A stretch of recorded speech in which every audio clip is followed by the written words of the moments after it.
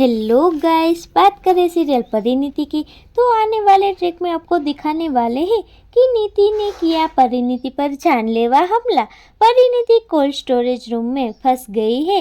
परिणीति राजीव ने की परिणीति को बचाने की कोशिश। दलजीत ने एक नई बाजी मार ली है। तो दोस्तों, आने वाले शो में आपको दिखाएंगे कि नीति बराबर परिणीति और राजीव के हंसी पल याद कर रही है और जब भी जिंदगी में आगे बढ़ने की सोचती है और अपनी खुशियों की तरफ ध्यान देती है तो हमेशा परिणीति के आने से ये सब चीज़ें अधूरी रह जाती है। ऐसे में नीति बहुत गुस्से में हो जाती है और परिणीति को कोल्ड स्टोरेज रूम में बंद कर देती है और वहाँ पर परिणीति रूम में फंस गई है और उसकी हालत बहुत ही खराब हो रही है।